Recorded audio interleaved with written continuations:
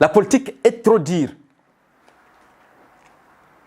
en Amérique qu'en France et en République démocratique du Congo. La fois passée, il y a eu beaucoup de rumeurs, il y a eu beaucoup de spéculations sur les réseaux sociaux concernant la santé du président américain Donald Trump. Il avait disparu pendant 3 jours. Le président ne parlait pas. Il n'a pas été vu sur les réseaux sociaux. American people were worried. They didn't know what was happening to the president. They didn't know where the president has been. C'est ainsi que la Maison Blanche, depuis le bureau d'Oval, avait invité les médias, les journalistes, pour venir questionner, interviewer le président, de lui demander concernant sa santé dans la Maison Blanche. Comme si les journalistes étaient là. On a donné l'opportunité au premier journaliste de demander au président. Comme si les journalistes étaient. Mr. President, can you respond to the rumors and speculation on social media about your health? What has been happening, Mr. President? Can you tell us? On lui demande s'il peut répondre sur les rumeurs et les spéculations sur les réseaux sociaux concernant sa santé. J'ai beaucoup apprécié comment Donald Trump avait répondu. Parce que quand Donald Trump, quand il répond, c'est comme s'il ne pense pas. Il répond ce qui vient dans sa bouche. Le président américain. Comme s'il rêvait. On lui attendait répondre comme si. Well, I know it's fake news. It's fake news. The media has a little bit of credibility. It's fake news. I know they relax. Is he okay? How is he feeling? But it was a long weekend. I was sleeping and I was tired. I was sleeping and I was tired. Shit answer. Sleeping and tired. Le président américain. J'aime comment il répond les questions, le président américain, quand il répond. S'agissant de questions, surtout politiques. I was tired, folks. Remember they never questioned Joe Biden? But they called me, they questioned so many questions. But I was tired and I was sleeping. It was a long weekend, folks. It was a long weekend. It was a long weekend. Président américain. On n'est pas comme les politiciens français. En France, quand ils parlent de la politique, quand même, vous sentez comment ils sont en train de parler. Surtout pendant la campagne électorale.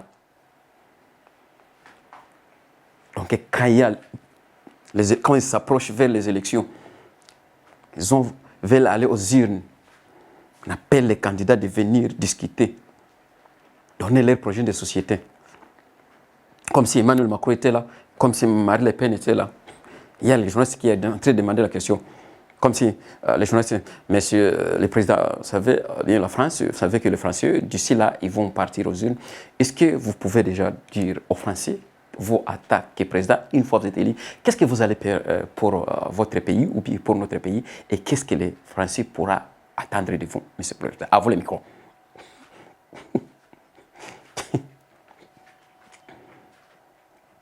On demande au président français qu'est-ce qu'il va faire une fois il arrive au pouvoir, une fois il est élu comme président français. Qu'est-ce qu'il prépare? Qu'est-ce que les Français peuvent attendre dans son leadership? Et j'aime aussi les réponses françaises quand même. Oui, quand il répond avec la confidence, Emmanuel Macron. Non, vous savez que la France, c'est un pays de l'Europe, c'est une puissance, et vous savez que la France avait colonisé donc, les Africains, certains pays du monde.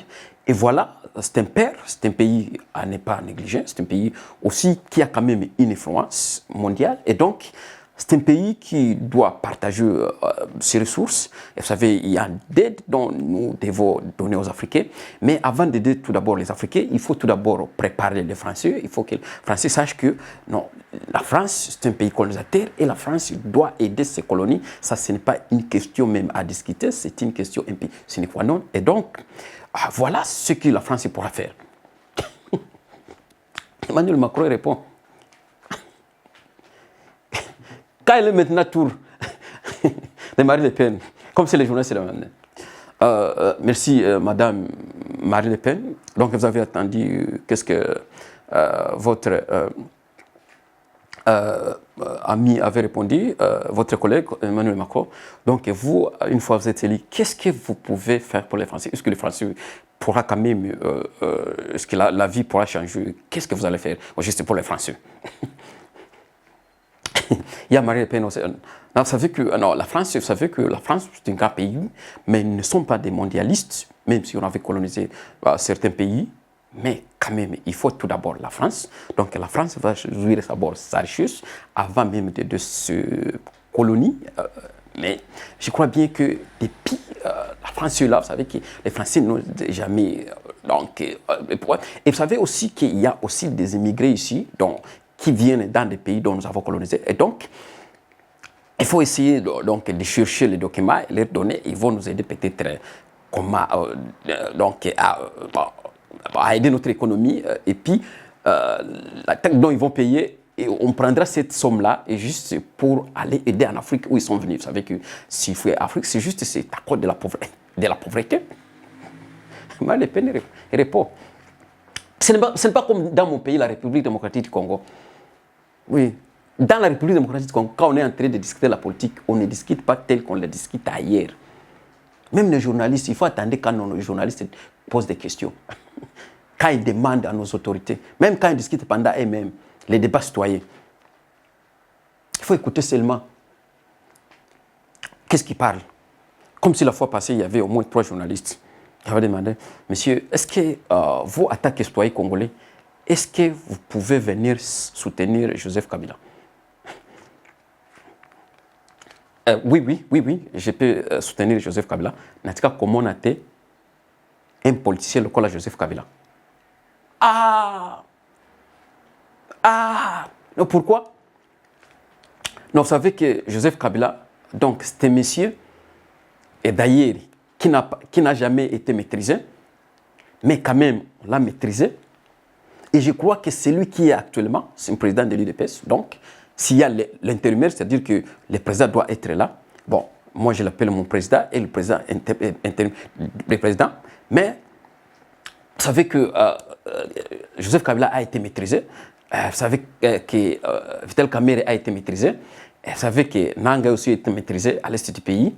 Et vous savez que donc Félix parle au moins 3 langues. Quand vous demandez quelle langue il parle, donc il ne parle que sa langue dans sa maison. Mais ça, ce n'est pas vraiment... c'est pas utile pour les Congolais, mais vous savez que quand il parle seulement français, mais il n'est pas utile. Mais il est aussi maîtrisable.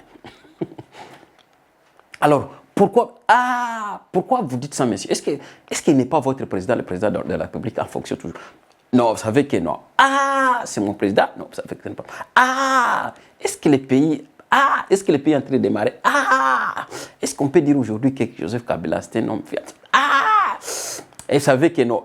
Aujourd'hui, il ne peut jamais entrer d'appeler. Le débat congolais, le débat des journalistes congolais.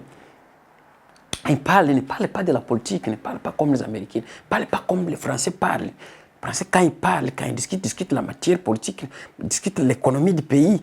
Mais dans mon pays, on ne discute absolument. On fait zone, notre politique, la politique est trop dure. Trop dure.